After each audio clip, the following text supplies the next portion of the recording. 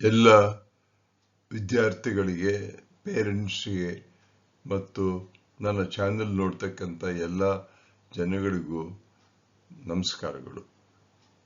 ಒಳ್ಳೆಯ ಶುಭ ದಿನವಾಗಲಿ. ಬನ್ನಿ, ಇವತ್ತು ನಾವು ಕಿತ್ತಳೆ ಮತ್ತು ಹಲಸಿನ ಹಣ್ಣು ಏಕೆ ಇಷ್ಟೊಂದು ವಿಭಿನ್ನವಾಗಿರುತ್ತೆ ಅಂತ. ಪ್ರತಿಯೊಬ್ಬರು ಕಿತ್ತಳೆ ಹಣ್ಣನ್ನು ನೋಡಿದ್ದೀರಾ, ಪ್ರತಿಯೊಬ್ಬರು ಹಲಸಿನ ಹಣ್ಣನ್ನು ನೋಡಿದ್ದೀರಾ. ಮನೆಯಲ್ಲಿ ಪ್ರತಿಯೊಬ್ಬರೂ ತಿಂತಾರೆ. ಆದರೆ ಎರಡು ಹಣ್ಣುಗಳು ಏಕೆ ಇಷ್ಟೊಂದು ವಿಭಿನ್ನವಾಗಿರುತ್ತೆ ಅನ್ನೋ ಪ್ರಶ್ನೆಯನ್ನ ನಾವು ಮಕ್ಕಳಿಗೆ ಆಗಿದ್ದಂಗೆ ಕೇಳ್ತಾ ಇದ್ರೆ ಅವರಿಗೆ ವಿಜ್ಞಾನದಲ್ಲಿ ಅಭಿರುಚಿ ಉಂಟಾಗಿ ಅವರು ಮುಂದೆ ದೊಡ್ಡ ವಿಜ್ಞಾನಿಗಳಾಗ್ಬೋದು. ಬನ್ನಿ ನೋಡೋಣ. ಇಲ್ಲಿ ಎರಡು ಮುಖ್ಯವಾಗಿರ್ತಕ್ಕಂಥ ಚಿತ್ರಗಳನ್ನು ನಾನು ತೋರಿಸಿದ್ದೀನಿ. ಒಂದು ಹಲಸಿನ ತೊಳೆ, ನಿಮ್ಗೆಲ್ಲರಿಗೂ ಗೊತ್ತಿರತಕ್ಕಂಥ ಒಂದು ಹಲಸಿನ ತೊಳೆ. ಇನ್ನೊಂದು ಕಿತ್ತಳೆ ಹಣ್ಣು ಬಿಡಿಸಿ ತೊಳೆಗಳನ್ನ ಇಟ್ಟಿರ್ತಕ್ಕಂಥದ್ದು.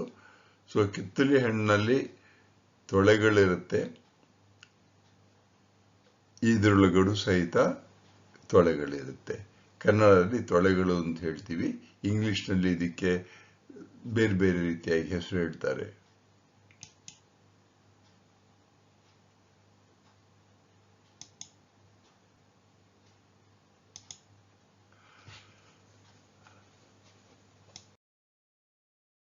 ಇಲ್ಲಿ 4 ಚಿತ್ರಗಳಿವೆ. ಇಲ್ಲಿ ತೋರಿಸ್ತಾ ಇದ್ದೇನೆ ಪಾಯಿಂಟರು.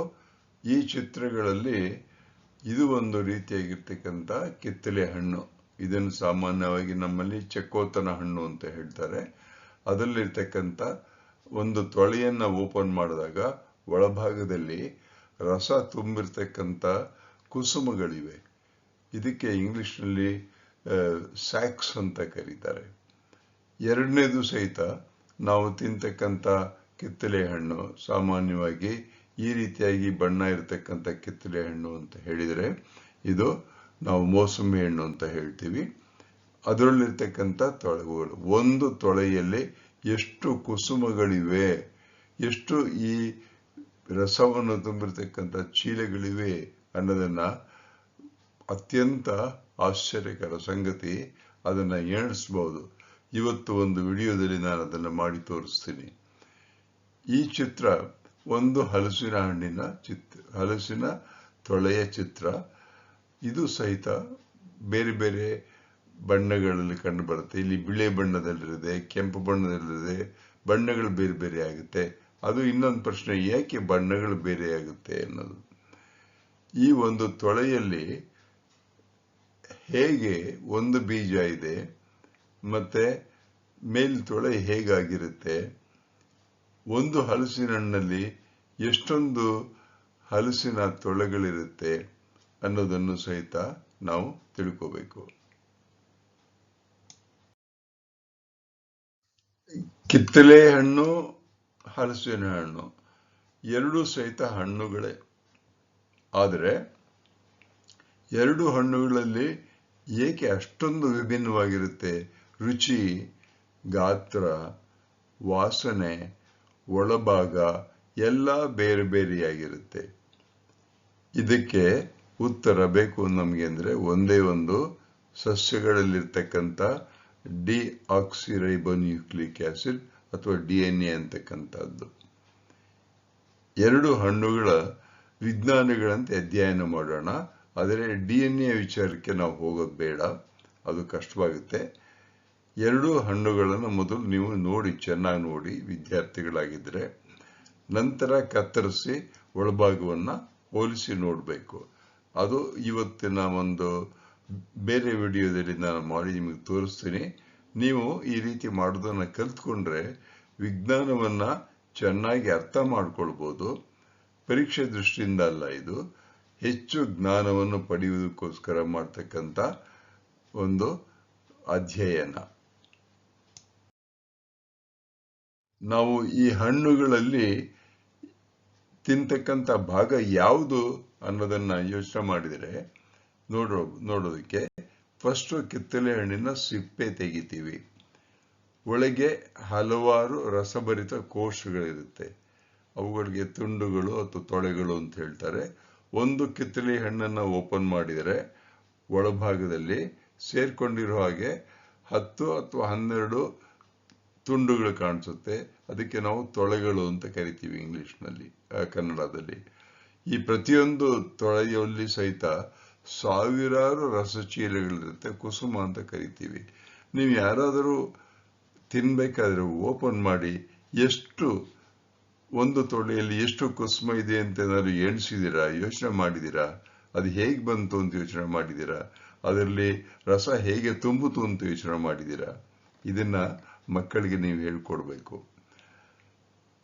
ಕೆಲವು ತುಂಡುಗಳಲ್ಲಿ ಬೀಜಗಳಿರುತ್ತೆ.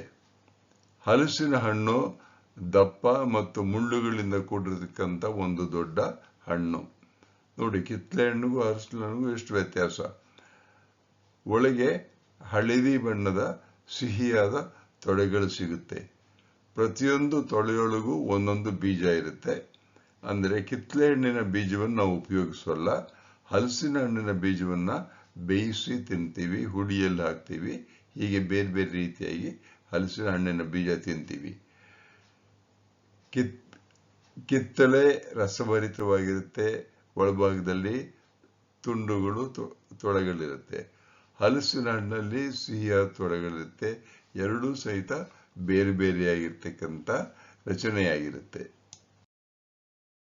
ನಾನು ಕೆಲವು ಚಿತ್ರಗಳನ್ನು ಕೊಟ್ಟಿದ್ದೀನಿ, ಅದನ್ನ ಏನು ಅಂತ ಹೇಳ್ತೀನಿ ಬನ್ನಿ. ಈಗ ಫಸ್ಟ್ ಸೆಂಟ್ರಿಗೆ ಬರ್ತಾ ಇದ್ದೀನಿ. ಈ ಪಾಯಿಂಟರ್ ತೋರಿಸ್ತಾ ಇದ್ದೀನಲ್ಲ, ಇಲ್ಲಿ 2 ರೀತಿಯಾಗಿರ್ತಕ್ಕಂಥ ಹೂಗಳನ್ನು ಕೊಟ್ಟಿದ್ದೀನಿ. ಈಗ ನಾನು ತೋರಿಸ್ತಾ ಇದ್ದೀನಲ್ಲ ಪಾಯಿಂಟರು, ಅದು ಜಾಕ್ ಫ್ರೂಟ್ ಅಂದ್ರೆ ನಮ್ಮ ಹಲಸಿನ ಹಣ್ಣಿನ ಒಂದು ಹೂವಿನ ಚಿತ್ರ. ಇದು ದ್ವಿಲಿಂಗ. ಈ ಕೆಳಭಾಗದಲ್ಲಿ ಹಸಿರು ಬಣ್ಣದಲ್ಲಿ ಕಾಣಿಸ್ತಾ ಇದೆಯಲ್ಲ, ಅದು ಹೆಣ್ಣು ಹೂವು, ಫೀಮೇಲ್ ಫ್ಲವರ್. ಅದರಲ್ಲಿ ಈ ಬಲಭಾಗದಲ್ಲಿ ತೋರಿಸಿದ್ದೀನಿ. ಅದರಲ್ಲಿರ್ತಕ್ಕಂಥದ್ದು ಅನೇಕ ಪಿಸ್ಟಿಲ್ ಶಲಾಕ ಅಂತ ಕರೀತಾರಲ್ಲ, ಅದು ಶಲಾಕೆಗಳು ಕನ್ನಡದಲ್ಲಿ ಹೇಳ್ತಾರೆ. ಇದೇ ಮುಂದೆ ಹಣ್ಣು ಆಗ್ತಕ್ಕಂಥದ್ದು, ಹಣ್ಣು ಕಾಯಿ ಆಗ್ತಕ್ಕಂಥ ಭಾಗ ಇದು. ಈ ಮೇಲ್ಭಾಗದಲ್ಲಿ ಇನ್ನೊಂದು ಕೆಂಪನಾಗಿರ್ತಕ್ಕಂಥ ಒಂದು ಹಳದಿ ಬಣ್ಣದ ತೋರಿಸಿದ್ದೀನಿ. ಅದರಲ್ಲಿ ಅನೇಕ ಸ್ಟೇಮನ್ಸ್ ಅಂತ ಕರೀತಾರೆ ಇದಕ್ಕೆ ಇಂಗ್ಲಿಷ್ನೊಳಗಡೆಗೆ. ಇಲ್ಲಿ ಸ್ಟೇಮನ್ಸ್ ಜಾಸ್ತಿ ಆಗಿದೆ ಇಲ್ಲಿ. ಇದು ಪುಂಕೇಶ್ವರ ಅಂತ ಕನ್ನಡದಲ್ಲಿ ಹೇಳ್ತಾರೆ.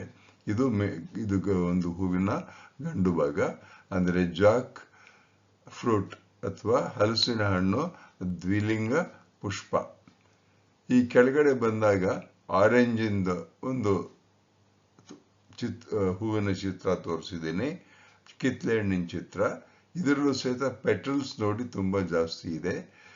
ಆದರೆ ಈ ಹಲಸಿನಲ್ಲಿ ಒಂದೇ ಒಂದು ಇದಕ್ಕೆ ಇದೆಯಲ್ಲ, ಇಲ್ಲಿ ನೋಡಿ, ಇದು ಒಂದೇ ಒಂದು ಭಾಗ ಎಲ್ಲಾ ಹೂವುಗಳನ್ನು ಸಹಿತ ಆವರಿಸ್ಕೊಂಡ್ಬಿಡುತ್ತೆ. ಇದಕ್ಕೆ ಇದೊಂದು ದೊಡ್ಡದಾಗಿರ್ತಕ್ಕಂಥ ವ್ಯತ್ಯಾಸ. ಇಲ್ಲಿ 1, 2, 3, 4, 5 ರೀತಿಯಾಗಿರ್ತಕ್ಕಂಥ ಪೆಟಲ್ಸ್, ಅಂದ್ರೆ ಪೆಟಲ್ಸ್ ಅಂತ ಹೇಳ್ತೀವಲ್ಲ, ದಳಗಳು ಅಂತ ಹೇಳ್ತೀವಿ, ದಳಗಳಿವೆ. ಈ ದಳಗಳು ಒಳಭಾಗದಲ್ಲಿ ಪುನಃ ಹೂವಿನ ತೋರಿಸಿದಲ್ಲಿ ಒಂದೇ ಒಂದು ದೊಡ್ಡದಾಗಿರ್ತಕ್ಕಂಥ ಅಂಡಕೋಶ ಇದೆ. ಅಂಡಕೋಶದಲ್ಲಿ ಅಂಡಾಶಯಗಳಿವೆ. ಇಲ್ಲಿ ಇದು ಶಲಾಕಾಗ್ರ. ಇಲ್ಲಿ ಅಂದ್ರೆ ಈ ಜಾಕ್ ಫ್ರೂಟ್ ಇದೆಯಲ್ಲ, ಇದರಲ್ಲಿ ನೋಡಿ ಅಂಡಾಶಯ, ಅಂಡಕಗಳು ಎಲ್ಲ ಒಂದೇ ರೀತಿಯಾಗಿ ಸಣ್ಣದಾಗಿರುತ್ತೆ. ಇದು ಮುಖ್ಯವಾಗಿ ವ್ಯತ್ಯಾಸ. ಇದು ಹೂವಿನ ಚಿತ್ರ ಇಲ್ಲಿ ತೋರಿಸಿದೀನಿ ನೋಡಿ. ಇದು ಇದು ಹಲಸಿನ ಹಣ್ಣಿನ ಹೂವು, ಇದು ಆರೆಂಜಿನ ಹೂವು. ಇಲ್ಲಿ ಹಲಸಿನ ಹಣ್ಣು ಒಂದು ಮರದಲ್ಲಿ ಕಾಂಡಗಳಲ್ಲಿ ಬೆಳೆಯುತ್ತೆ. ಹಣ್ಣು ಕಾಂಡ, ಅದಕ್ಕೇನ್ ಕಾರಣ ಅಂತ ನೀವೇ ಹೇಳಬೇಕು. ಹಲಸಿನ ಹಣ್ಣನ್ನು ಕೊಯ್ದಾಗ ಒಳಭಾಗದಲ್ಲಿರ್ತಕ್ಕಂಥ ಚಿತ್ರ, ಒಂದೊಂದು ತೊಳೆಯೂ ಸಹಿತ ಒಂದೊಂದು ಹೂವಿನಿಂದ ಆಗಿರ್ತಕ್ಕಂಥ ಭಾಗ. ಇದು ಹಲಸಿನ ತೊಳೆಗಳು. ಈ ಕಡೆ ಬಂದಾಗ ಆರೆಂಜ್ ಅಂದ್ರೆ ಕಿತ್ತಳೆ ಹಣ್ಣಿನ ಒಂದು ಮರದ ಚಿತ್ರ. ಕಿತ್ತಳೆ ಹಣ್ಣಿನ ಗಿಡ ಆಗ್ಬೋದು, ಕೆಲವು ಸರಿ ಮರದ ತರನೂ ಆಗ್ಬೋದು. ಇದು ಸಣ್ಣ ಸಣ್ಣ ಬ್ರಾಂಚುಗಳು, ಅಂದ್ರೆ ಎಲೆಗಳ ಜೊತೆಗೆ ಆಗಿರುತ್ತೆ ಇದು. ಇಲ್ಲಿ ನೋಡಿ, ಎಲೆಗಳ ಜೊತೆಗೆ ಕಾಂಡದಲ್ಲಿದೆ. ಇದರಲ್ಲಿ ಮರ ದೊಡ್ಡದಾಗಿದ್ದು ಮರದ ಕಾಂಡದಿಂದನೇ ಬರ್ತಾ ಇದೆ, ಎಲೆಗಳ ಜೊತೆಗೆಲ್ಲ ಮರದ ಕಾಂಡದಿಂದ ಬರ್ತಾ ಇದೆ. ಇದು ಗೊಂಚಲುಗಳ ತರ ಎಲೆಗಳ ಜೊತೆಗೆ ಇರುತ್ತೆ ಇದು. ಇಲ್ಲಿ ಒಂದು ಆರೆಂಜ್ ಹಣ್ಣನ್ನ ಕೊಯ್ದು ತೊಳೆಯನ್ನು ತೋರಿಸಿದೆ. ಕೆಳಭಾಗದಲ್ಲಿ ಇದು ಆರೆಂಜ್ ತೊಳೆಯನ್ನ ಬಿಡಿಸಿದ ಮೇಲೆ ಇರ್ತಕ್ಕಂಥ ರಸಭರಿತ ಕುಸುಮಗಳು, ಇದಕ್ಕೆ ಇಂಗ್ಲಿಷ್ ಚೀಲಗಳು ಅಂತ ಕರೀತಾರೆ. ಇಲ್ಲಿ ಹಲಸಿನ ಹಣ್ಣಿನ ಒಳಭಾಗದಲ್ಲಿ ತೊಳೆಗಳು ಹೇಗೆ ಸೇರ್ಕೊಂಡಿದೆ ಅಂತ ತೋರಿಸಿದ್ದೀವಿ. ಈ ಚಿತ್ರವನ್ನು ನೀವು ಜ್ಞಾಪಿಸ್ಕೊಂಡ್ರೆ ಅನೇಕ ವಿಚಾರಗಳು ನಿಮಗೆ ಬರಬಹುದು ಮನಸ್ಸಿಗೆ. ತುಂಬಾ ಸರಳವಾಗಿ ಈ ಹಣ್ಣುಗಳ ಒಳಗಿರತಕ್ಕಂಥ ರಾಸಾಯನಿಕ ಶಾಸ್ತ್ರವೇನು, ಬಯೋ ಕೆಮಿಸ್ಟ್ರಿ ಏನು ಅಂತ ಹೇಳಿದರೆ, ಕಿತ್ತಳೆ ಹಣ್ಣಿದೆಯಲ್ಲ, ಈ ರಸಭರಿತ ಚೀಲಗಳಲ್ಲಿ ಕುಸುಮಗಳಲ್ಲಿ ಸಿಟ್ರಿಕ್ ಆಮ್ಲ ಹೆಚ್ಚಾಗಿರುತ್ತೆ, ಸಕ್ಕರೆ ಇರುತ್ತೆ, ಸಿಟ್ರಿಕ್ ಆಮ್ಲ ಜಾಸ್ತಿ ಇರುತ್ತೆ. ನೈಸರ್ಗಿಕ ಸಕ್ಕರೆ ಇರುತ್ತೆ, ಸ್ವಲ್ಪ ಹುಳಿ ಸ್ವಲ್ಪ ಸಿಹಿ. ಅದು ಯಾತಕ್ಕೆ ಆ ಥರ ಆಗಬೇಕು? ಮತ್ತೆ ವಿಟಮಿನ್ ಸಿನೂ ಜಾಸ್ತಿ ಇರುತ್ತೆ ಇದರೊಳಗಡೆಗೆ. ಸಿಪ್ಪೆ ಇದೆಯಲ್ಲ, ಕಿತ್ತಳೆ ಹಣ್ಣಿನ ಸಿಪ್ಪೆಯಲ್ಲಿ ಸುಗಂಧವಾಗಿರ್ತಕ್ಕಂಥ ತೈಲಗಳಿವೆ. ಕಿತ್ತಳೆ ಹಣ್ಣಿನ ಸಿಪ್ಪೆಯಿಂದ ಅನೇಕ ರೀತಿಯ ವಸ್ತುಗಳನ್ನು ಮಾಡ್ತಾರೆ. ಹಲಸಿನ ನೈಸರ್ಗಿಕ ಸಕ್ಕರೆ ಹೆಚ್ಚು, ಇದರೊಳಗಡೆಗೆ ಸಿಟ್ರಿಕ್ ಆಸಿಡ್ ಇರೋದಿಲ್ಲ.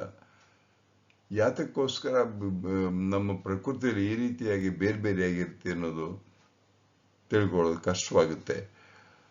ಹಣ್ಣಾಗುವಾಗ ಪಿಷ್ಟ ಇದೆಯಲ್ಲ, ಅದು ಸಕ್ಕರೆಯಾಗಿ ಬದಲಾವಣೆ ಆಗುತ್ತೆ. ಇದರಲ್ಲಿ ವಿಶಿಷ್ಟವಾದ ಪರಿಮಳ, ಹಲಸಿನ ಹಣ್ಣು ಬಿಚ್ಚಿದ್ರೆ 4 ಮನೆಗೆ ವಾಸನೆ ಬರ್ತಿರುತ್ತೆ, ಹಸುಗಳು ಓಡ್ ಬರುತ್ತೆ.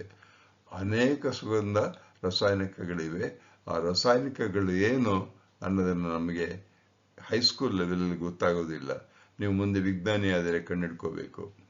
ಸಿಹಿ, ಹುಳಿ, ವಾಸನೆ ಮತ್ತು ರುಚಿಯನ್ನ ಹೋಲಿಸಿ ನೋಡಿ, ಎಷ್ಟು ಆಶ್ಚರ್ಯ ಆಗುತ್ತೆ ಅನ್ನೋದು ನಿಮಗೆ ಗೊತ್ತಾಗುತ್ತೆ.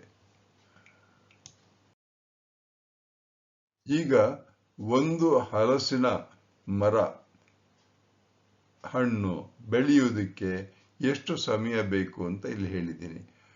ಮರ ಎಷ್ಟು ವರ್ಷ ಬದುಕುತ್ತೆ, ಹಲಸಿನ ಮರ ಅಥವಾ ಕಿತ್ತಳೆ ಮರ, ಇದು ಕಿತ್ತಳೆ ಮರ ಇಲ್ಲಿ ತೋರಿಸಿದ್ದೀನಿ. ಈ ಎರಡು ಸಹಿತ ಅವುಗಳ ಆಯಸ್ಸು ಎಷ್ಟು ಅಂತ ಹೇಳಿದರೆ, ಕಿತ್ತಳೆ ಹೂವಿನಿಂದ ಹಣ್ಣಾಗಲು ಸುಮಾರು 6 ರಿಂದ 12 ತಿಂಗಳು ಬೇಕು. ಇಲ್ಲಿ ಒಂದು ಕಿತ್ತಳೆ ಮರದಲ್ಲಿ, ಒಂದು ಗಿಡದಲ್ಲಿ ಎಷ್ಟು ಹಣ್ಣುಗಳು ಬಿಟ್ಟಿರುತ್ತೆ ಅನ್ನೋದನ್ನು ಯೋಚನೆ ಮಾಡಿದ್ದೀರಾ ನೀವು? ಹಲಸು ಹೂವಿನಿಂದ ಹಣ್ಣಾಗಲು 3 ರಿಂದ 8 ತಿಂಗಳು ಬೇಕು. ಕಿತ್ತಳೆ ಹಣ್ಣು ಟೈಮ್ ಜಾಸ್ತಿ ತಗೊಳುತ್ತೆ, ಹಲಸಿನ ಹಣ್ಣು ಟೈಮ್ ಕಡಿಮೆ ತಗೊಳುತ್ತೆ. ಹಲಸಿನ ಹಣ್ಣನ್ನ ತುಂಬಾ ದಪ್ಪವಾಗಿರುತ್ತೆ, ಕಿತ್ತಳೆ ಹಣ್ಣುಗಳು ತುಂಬಾ ಚಿಕ್ಕದಾಗಿರುತ್ತೆ. ಮರ ಸುಮಾರು 60 ರಿಂದ 100 ವರ್ಷ ಬದುಕಿರುತ್ತೆ ಒಂದು ಹಲಸಿನ ಮರ. ಅದಕ್ಕಿಂತಲೂ ಹೆಚ್ಚಿಗೆ ಬದುಕಿರ್ಬೋದು. ಯೋಚನೆ ಮಾಡಿ, ಹಲಸಿನ ಹಣ್ಣು ಮರದ ಕಾಂಡದಲ್ಲೇ ಏಕೆ ಬೆಳಿಬೇಕು, ಕಿತ್ತಳೆ ಹಣ್ಣು ಕೊಂಬೆಗಳಲ್ಲಿ ಏಕೆ ಬೆಳಿಬೇಕು? ಕಾರಣ ಏನು? ನೀವು ಯೋಚನೆ ಮಾಡಿ ಉತ್ತರವನ್ನು ಪಡೆಯಲು ಪ್ರಯತ್ನ ಮಾಡಿ. ಈ 2 ಉದಾಹರಣೆಗಳನ್ನು ನಾನು ಕೊಟ್ಟಿದ್ದೀನಲ್ಲ, ಅದನ್ನು ನೀವು ಯೋಚನೆ ಮಾಡ್ತಾ ಬಂದರೆ ಅದೇ ವಿಜ್ಞಾನದ ಅದ್ಭುತ. ವಿಜ್ಞಾನದಲ್ಲಿ ಆಗ್ತಕ್ಕಂಥ ಅದ್ಭುತವನ್ನು ತಿಳಿಯಬೇಕು ಅಂದರೆ ನಾವು ಸೂಕ್ಷ್ಮವಾಗಿ ಈ ವಿಚಾರಗಳನ್ನ ತಿಳ್ಕೋಬೇಕು. ಪ್ರಶ್ನೆಗಳಿಗೆ ಉತ್ತರ ಹುಡುಕೋದಕ್ಕೆ ಪ್ರಯತ್ನ ಮಾಡಿ. ನೀವು ಇಂಟರ್ನೆಟ್ ನೋಡ್ಬೋದು ಅಥವಾ ChatGPT ನೋಡ್ಬೋದು. ಕಿತ್ತಳೆ ಏಕೆ ರಸಭರಿತ ತೊಳೆಗಳನ್ನು ಹೊಂದಿದೆ? ಹಲಸಿನ ತೊಳೆ ಏಕೆ ದಪ್ಪ ಮತ್ತು ಸಿಹಿಯಾಗಿದೆ? ಯೋಚನೆ ಮಾಡಿದರೆ ಇನ್ನೊಂದು, ಆರೆಂಜ್ ಅಲ್ಲಿ ಒಂದು ಫ್ಲವರು, ಒಂದು ಹೂವು, ಒಂದು ಹಣ್ಣಾಗುತ್ತೆ. ಜಾಕ್ ಫ್ರೂಟ್ ಅಂದರೆ ಹಲಸಿನ ಹಣ್ಣಿನಲ್ಲಿ ಮೆನಿ ಫ್ಲವರ್ಸ್ ಇರುತ್ತೆ, ಮತ್ತೆ ಒಂದು ಹಣ್ಣಿನಲ್ಲಿ, ಒಂದು ಹಲಸಿನ ಹಣ್ಣಿನಲ್ಲಿ ಅನೇಕ ಹಣ್ಣುಗಳು ಒಳಭಾಗದಲ್ಲಿರುತ್ತೆ. Orange has segments inside one fruit. A jackfruit has many bulbs, each derived from one different female flower. ಇದು ಯಾತಕ್ಕೆ ಅನ್ನೋದನ್ನ ಯೋಚನೆ ಮಾಡಿ.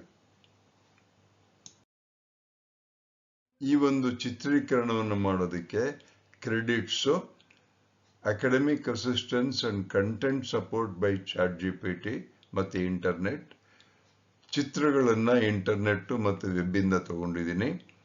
ಇದರ ಕಾನ್ಸೆಪ್ಟು, ಡಿಸೈನು, ವಾಯ್ಸು ಇದನ್ನು ಮಕ್ಕಳಿಗೋಸ್ಕರ ಯಾತಕ್ಕೋಸ್ಕರ ಹೇಳಬೇಕು, ಇದರಿಂದ ಉಪಯೋಗವೇನು, ಇದು ಪರೀಕ್ಷೆಗೋಸ್ಕರ ಅಂತ ಅಲ್ಲ, ಜ್ಞಾನವನ್ನು ಪಡೆಯೋದಕ್ಕೋಸ್ಕರ ಅಂತ ಮಾಡಿರ್ತಕ್ಕಂಥ ವಿಡಿಯೋ. ಅದರ ಕಾನ್ಸೆಪ್ಟನ್ನು ನಾನು CG ನಾಗರಾಜ ಮಾಡಿ ಇದನ್ನು ಪ್ರಿಪೇರ್ ಮಾಡ್ತಾ ಇದ್ದೀನಿ. ನನ್ನ ಚಾನಲ್ಲು @ನಾಗರಾಜ ಚಿತ್ರದುರ್ಗ 1938 ಅಂತ. ಇನ್ನೂ ಅನೇಕ ವಿಡಿಯೋಗಳನ್ನು ಮಾಡಿದ್ದೀನಿ, ನೋಡಿ, ಜ್ಞಾನಕ್ಕೋಸ್ಕರ ಕಲ್ತ್ಕೊಳ್ಳಿ. ಇದು ಪರೀಕ್ಷೆಗೋಸ್ಕರ ಅಲ್ಲ, ಜ್ಞಾನಕ್ಕೋಸ್ಕರ. ಹೆಚ್ಚು ಜ್ಞಾನವನ್ನು ಪಡಿಬೋದು. ಯೂಟ್ಯೂಬ್ನಲ್ಲಿ ಟೈಮ್ ಇದ್ದಾಗ ನೋಡ್ತಾ ಬಂದರೆ ನಿಮ್ಗೆ ಎಷ್ಟು ಬೇಕೋ ಅಷ್ಟು ನೋಡಿ ಆಫ್ ಮಾಡ್ಬೋದು. ದಯವಿಟ್ಟು ನನ್ನ ಚಾನಲ್ಗೆ ಸಬ್ಸ್ಕ್ರೈಬ್ ಮಾಡಿ. ಎಲ್ಲರಿಗೂ ಒಳ್ಳೆಯದಾಗಲಿ. ವಿಜ್ಞಾನದ ರೀತಿಯಲ್ಲಿ ಕಲಿಯೋದಕ್ಕೆ ಪ್ರಯತ್ನ ಮಾಡಿ.